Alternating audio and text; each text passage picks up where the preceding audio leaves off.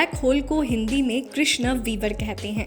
क्या आप जानते हैं कि ब्लैक होल क्या होता है? नहीं तो चलिए पहले ये जान लेते हैं कि ये क्या होता है।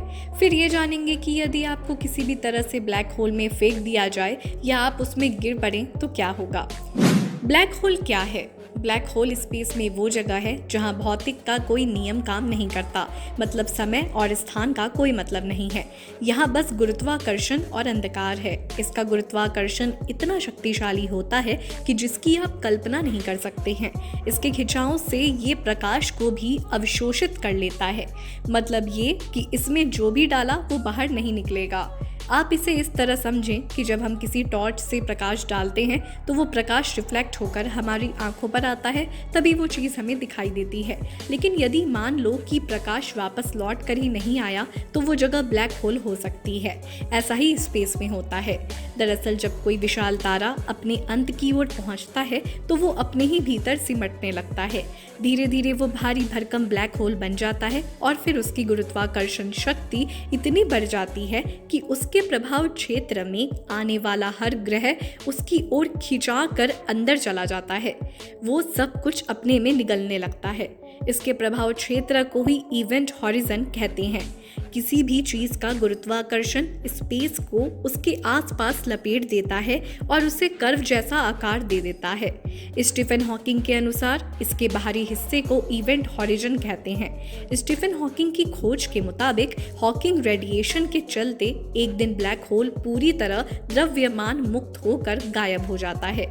ब्लैक होल की खोज कार्ल स्क्वाड्रिलिस्ट और जॉन विलर ने की थी। यदि आप ब्लैक होल में चले जाएं तो क्या होगा?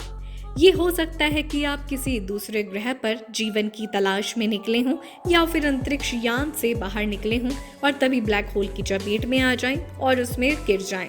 ऐसे में आपके साथ क्या होगा? इसकी कई संभावनाएं हैं। पहली संभावना, ब्लैक होल के चारों ओर एक सीमा होती है। उस सीमा को घटना क्षितिज कहा जाता है। उसमें वस्तुएं गिर तो सकती हैं लेकिन बाहर कभी भी नहीं आ सकती हैं। यदि आप ब्लैक होल में गिरें तो हॉकिंग रेडिएशन के चलते ब्लैक होल के अंधकार तक पहुंचने से पहले ही आप राख में तब्दील हो जाएंगे। दूसरी संभावना, इवेंट हॉरिजन, यानी कि ब्लैक होल के गुरुत्वाकर्षण की सीमा आसपास भी आप आ गए तो भी उसके खिंचाव के कारण आपका शरीर लंबा, चौड़ा और विकृत तरीके से असाधारण हो जाएगा और इस परिस्थिति में भी आपकी मौत हो जाएगी। तीसरी संभावना, यदि आप बिना किसी नुकसान को झेले ब्लैक होल में फंसे चले गए तो यहाँ पहुँचने के बाद क्या होगा कोई नहीं जानता। क्या कोई दूसरा ब्रह्मांड आ जाएगा या फिर आप किसी ऐसी दुनिया में पहुंच जाएंगे तो बहुत ही अजीब हो। हालांकि ये रहस्य अब तक बना हुआ है कि ब्लैक होल के पार क्या है। चौथी संभावना, ब्लैक होल में गिरने पर आप बिना किसी झटके के ब्लैक होल में गिरते चले जाएंगे। इसे आइंस्टाइन ने हैप्पीएस्ट थॉट कहा है, मतलब एकदम फ्री फॉल। ऐसे में यदि ब्लैक होल का आकार छोटा हुआ तो आपको दिक्कत हो सकती है। गुरुत्वाकर्षण का बल तब आपके पाँव में ज्यादा महसूस होगा सिर के बजाय। लेकिन मान लेते हैं कि ये ब्लैक होल हमारे सूर्य से भी काफी बड़ा है तो आप अपना पूरा जीवन सामान्य तौर पर तब तक बिता सकते हैं जब तक कि आप भूख प्यास से मर नहीं जाते। हालांकि इसमें एक दिक्कत ये है कि बड़े ब्लैक होल में स्पेस और टाइम का कोई मतलब नहीं होगा। आपकी कोई इच्छा काम नहीं करेगी। आप दूसरी ओर पलट भी नहीं सकते हैं, यानी साफ है कि आप ब्लैक होल को छोड़कर भाग नहीं सकते हैं।